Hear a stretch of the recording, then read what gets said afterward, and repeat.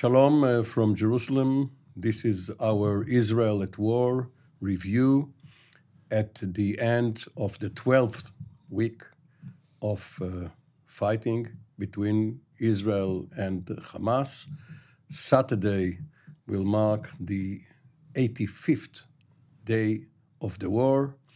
Israeli army divisions are fighting in all districts of the Gaza Strip.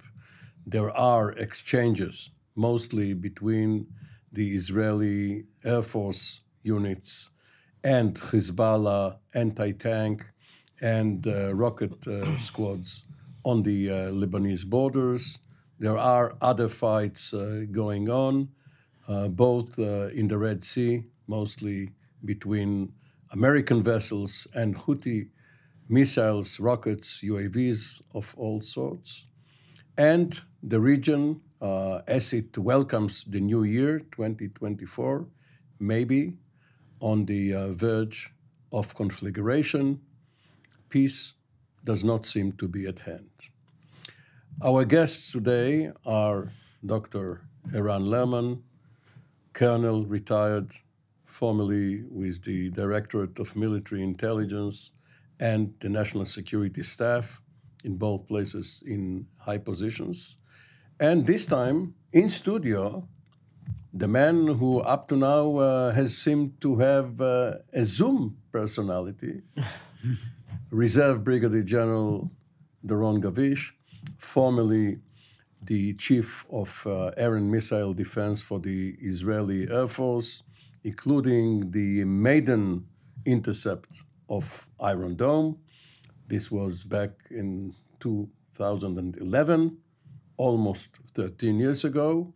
Now on active reserve as the commander of a joint task force on this very, in this the very domain of air and missile defense.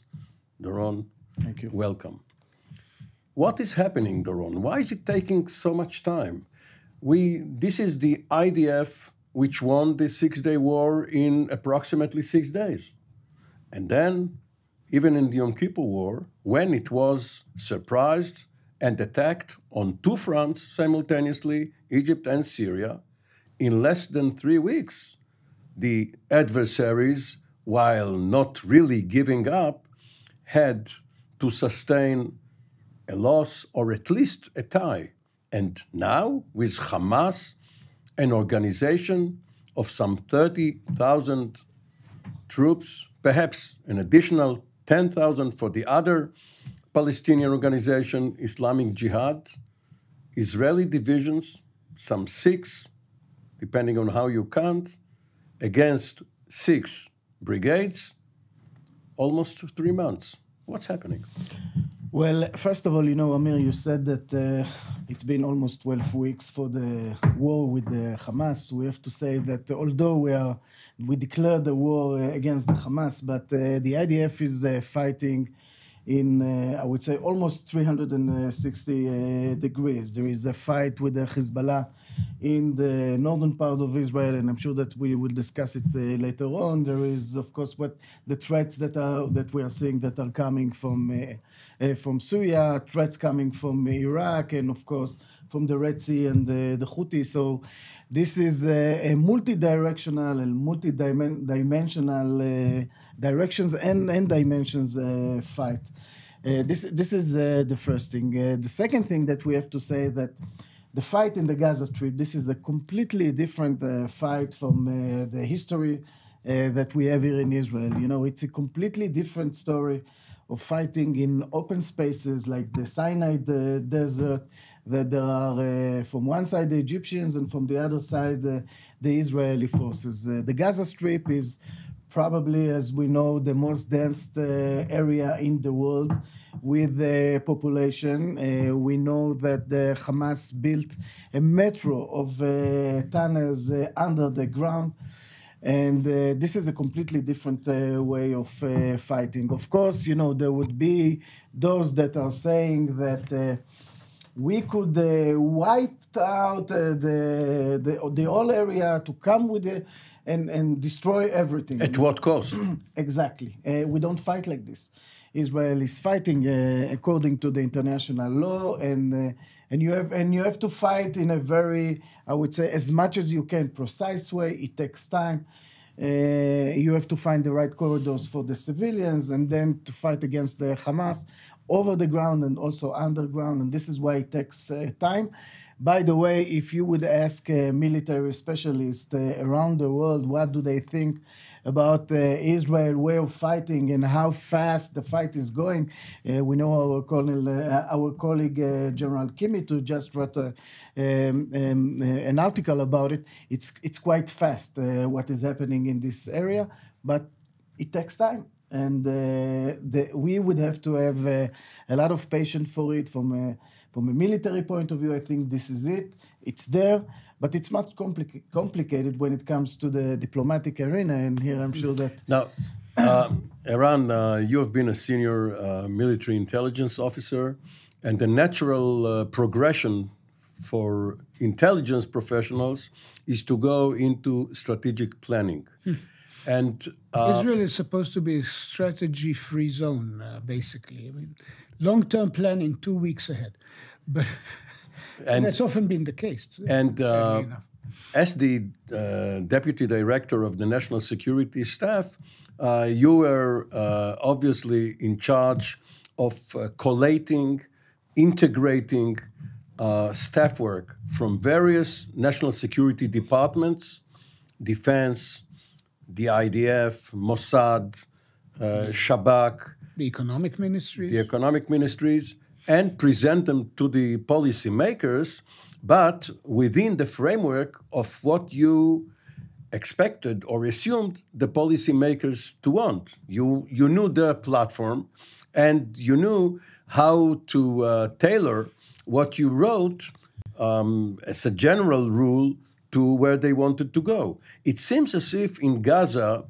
there is some gap between the military operations, which are conducted according to two main goals, and that is generating the collapse of the Hamas military and governmental machine, and gaining the release or the rescue of the some 129 Israeli hostages. Israeli and non-Israeli. Israeli and or hostages abducted from the territory of Israel. Now, this should be at the service of some supreme policy goal. And it turns out that some major forces within the Israeli war cabinet resist the idea that policy should shape operations. How would you have gone about it? Well, first of all, the Prime Minister did take another step in the direction of defining war purposes, and actually published both in Israel and in the Wall Street Journal a short essay, basically outlining 3, not 2, goals. One is the defeat of Hamas, the second is the release of all hostages, and the third is the creation of a reality in which Palestinians will no longer rear their children, basically speaking, on the vision of the elimination of Israel. The never again goal. And in that sense, of course, the question is, first and foremost, who would inherit the Israeli presence in Gaza once the fighting comes to an end and Hamas is no longer the governing entity, or what the UN used to call the de facto government. And under this scheme, the most important ministers will not be the Minister of War in Gaza, but the Minister of Education and the Minister of Communications. And clearly also those who would be in charge of reconstructing the physical infrastructure and the economic infrastructure of a devastated Gaza Strip. And it's a place with an immense potential, intelligent workforce and so on, Hamas, like its equivalents, Hezbollah in Lebanon and elsewhere, the Iranian regime, have brought the Gazans to an unbelievable misery. And now the question is, who can take charge of this transition to a very different reality? And it's very clear that in the mind of the Israeli government, but also of objective professionals who not necessarily adhere to the Israeli ideological imperatives, the Palestinian Authority, as currently constituted, is incapable of doing their job. So planning for the future requires the creation of some kind of a transitional framework. And I believe there is work being done in this respect, but there are, as you imply, political hindrances within the Israeli with the cabinet, not necessarily the 6 ministers or 5 ministers and one participant who is not a minister, who really run the war. But in the cabinet and the broader government, there are voices who oppose any attempt to create a new reality for the Palestinians. But can senior staffers in the national security establishment volunteer their products rather than passively wait for instructions from above? No, it's their duty.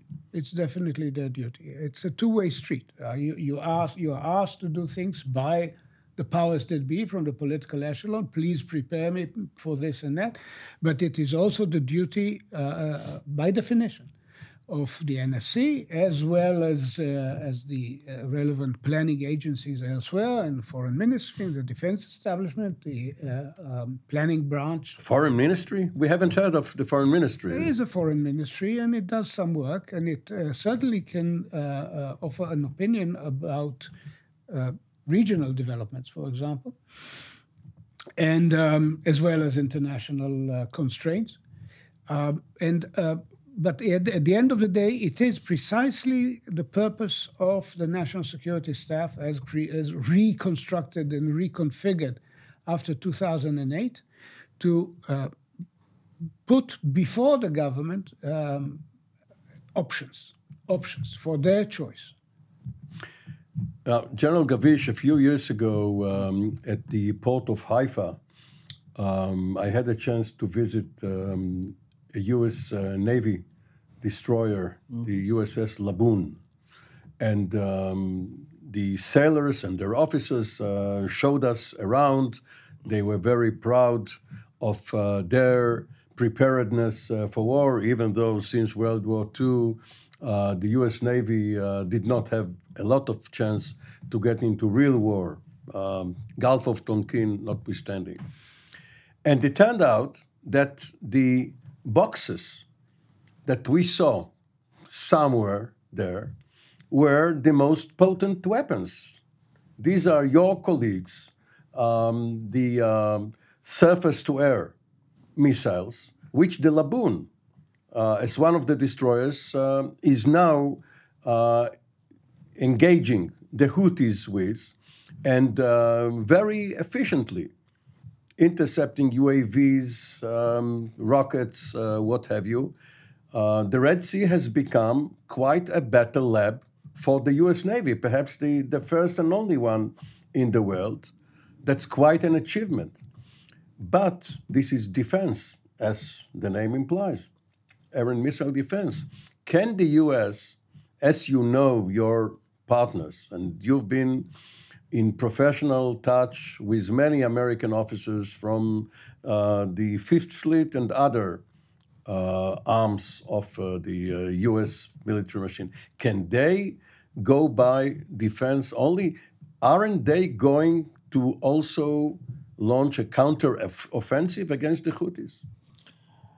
Well, Amir, I have a lot of respect to the U.S. Navy. I must say that, as you said, I've been working with them for quite a long time. We have to remember that today we are working with the Sixth Fleet, who belongs to EUCOM, and also with the Fifth Fleet, which is CENTCOM. And today Israel moved from EUCOM to CENTCOM. So and with our own fleet, which does not have a number, But it's the Israeli Navy, and so a lot of respect to the U.S. Navy, and we have to say that the amount of assets that are in our area today, this is unprecedented. Probably since World War II, we have the Eisenhower carrier, and around it there is a lot of battleships. We have the Ford carrier, so those two are in our area. Ford in the Mediterranean, Eisenhower in the Persian Gulf. Exactly. Arabian Sea now. Now in the Arabian Sea, but not only them. There is a lot of vessels all around, and some of them with attack capability. By the way, also there are also submarines that are in this area. So, at least from the Navy, you were mentioning the Navy because it is not only the Navy, but at least from the Navy assets that are here, the U.S. is capable to launch an attack also in the offensive, and it's a matter of a decision. So it's AFCENT, which is the Air Force element in our area, and also the Navy. But General Gavish, you know that Marshall Marshall was not a military rank here, only a first name, a communications scholar, coined the phrase, the medium is the message. The defensive medium is the message to the Houthis and others that, at least up to now, the United States has not decided to also go on the offensive. This is so that's what I'm saying. It's from a military point of view. I think what the United States, the strategy that we see now, that the assets are in this area, now they have to take a decision. If they want to move to the offense, they can do it. As we said, by the way, on the defense, we see it happening almost daily. The amount of interceptions by the Navy ships, it was some cruise missiles and a lot of UAVs. Remember the first interception was around 30 UAVs coming out of the Red Sea trying to surprise us, and the United States intercepted all of them. But since then, there was a lot of interceptions. So the capabilities are there. It's a matter of basically political decision if the United States is moving also into the offensive. We have to say that there are retaliations in different areas, like in Iraq and others, toward those that are trying to attack the U.S. forces. But the real offensive, it's a matter of decision. We saw that some of the attacks by the Houthis were through land attack ballistic missiles, not shore to ship, as was the case in 2006 when Hezbollah hit an Israeli missile corvette. But they were trying to use a land attack, surface to surface, of the kind they used against Saudi Arabia earlier.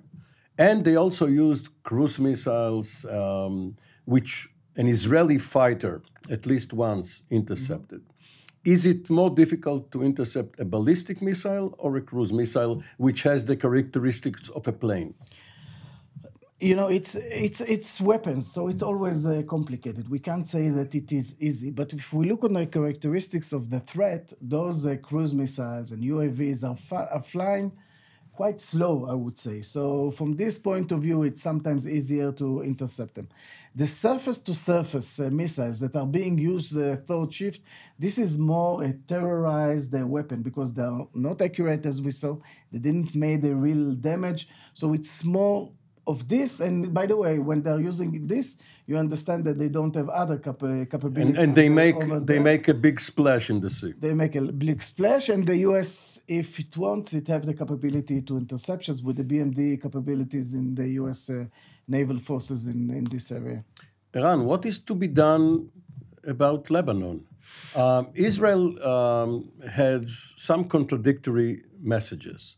It says that it cannot tolerate the situation there where Hezbollah is methodically destroying the empty border settlements, empty because thousands upon thousands of residents have been evacuated. But nevertheless, they are destroying the homes where they should go back to sometimes. And therefore, Israel will have only limited patience. But on the other hand, Israel has also said that it does not take care of the northern threat yet because it has to focus on Gaza, and the Gaza fighting will take months, perhaps even more than a year. So how do you settle the contradiction? Let's distinguish between stage 2, as the IDF calls it, and stage 3. There are sub-stages in each stage, but largely the first was the clearing out of the invasion. The second has been the intense ground campaign, high-intensity warfare, and involving several divisions and a lot of necessary air cover. Down the road, there is an envisioned shift, some say in a matter of weeks or a few months, but early in 2024, a shift from the high-intensity warfare in the Gaza Strip to low-intensity, in the sense that Hamas will not be entirely eliminated, but the back of its fighting units will be broken, its leadership possibly apprehended or killed. It would basically be counterinsurgency. It will increasingly look like counterinsurgency as other nations know it, and the Americans have written volumes about it. General Petraeus rewrote Mattis rewrote Field Manual 105, and so on and so forth. And then we can actually turn our attentions in a more systemic way to the Northern Challenge. Meanwhile, there is a diplomatic effort going on to basically implement, for a change, the relevant UN Security Council resolution, which was taken in 2006 after what we call the Second Lebanon War, Resolution 1701, but was never implemented in any sense. I used to say that there are two mathematical pieces of evidence that 1701 is a failure. One is that there were 0 interceptions by the UNIFIL presence of Hezbollah weapons in the whole of South Lebanon, which is swarming with Hezbollah elements. They've never once, once they tried, and then they killed 6 Spaniards, and that was the end of any attempt to apprehend Hezbollah in the south. The second, it was the mission of the international force created by 1701 to prevent the import of weapons to Hezbollah in Lebanon. Since then... In Lebanon in general, not only in the south? Not only in the south. And there was supposed to be monitoring of the Syrian-Lebanese border, monitoring of the sea lanes, monitoring of the airplane. They did create a naval task force with a German commander. Exactly, and of which the result is that Hezbollah now has 10 times as many missiles and rockets aimed at Israel as they had. But also self-production locally. Some produced locally, many driven over the Syrian-Lebanese border or brought in by Iranian flights, because Hezbollah insists, and forcibly insists, on holding the airport. And this is why they fought the Lebanese government in May 2008 and defeated it. So basically, this is a story of a failure. So now we are saying, let's resurrect 1701 with international sanction, with the French, who are, after all, sort of the older sister of Lebanon, or Lebanon is their little, or maybe the sick and problematic daughter, if you wish, of the French presence. And so the French are here. Madame Colonna was here visiting Israel, talking to us about this. Macron was supposed to visit Lebanon, but cancelled. If it can be made to work, we could perhaps see the departure of the Radwan force north of the Litani without a war. The likelihood is not high, and therefore the IDF is preparing itself for extensive military action with all the implications that this would have. But if that's the case, try to look at it from Nasrallah's point of view, as you probably do without my prodding anyway.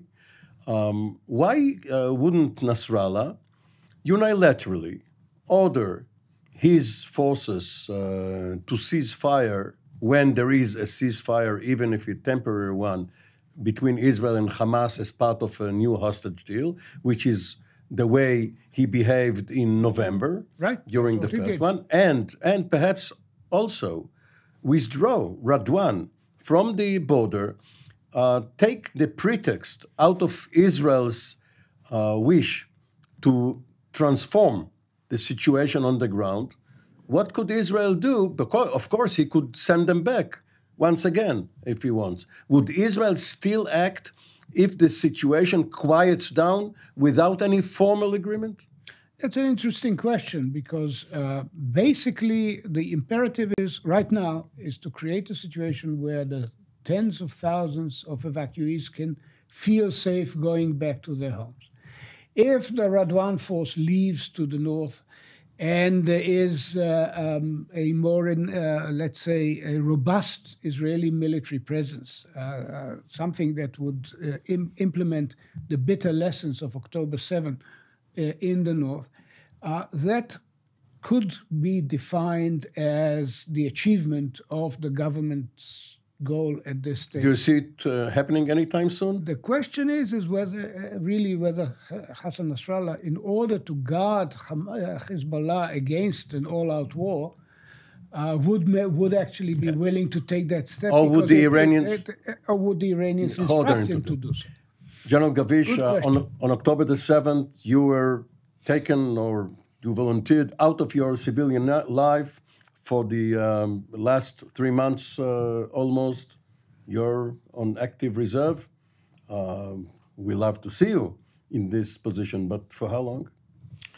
As long as that I would be needed, I would be here.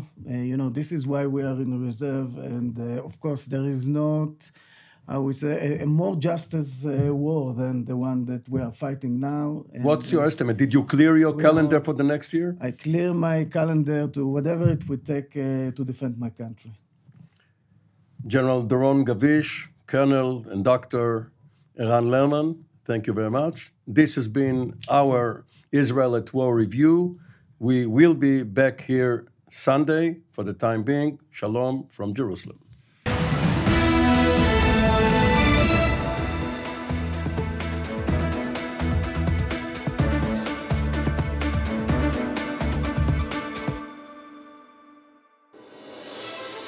God is light. In him there is no darkness at all. In a world where darkness is rampant, manifest by injustice, hatred, violence, or war, disinformation fueled by deception serves as a source that perpetuates evil. TV7 Israel strives to serve as a beacon of light, sharing the truth with the nations from Jerusalem. As we enter this season of giving, we humbly ask for your support. Your generous donations play a vital role in ensuring that our content remains free. We look forward to another year when we are able, by the grace of God, to bring to you, our viewers, the light of truth. From all of us here at TV7 Israel News, we wish you a Merry Christmas and a Happy New Year.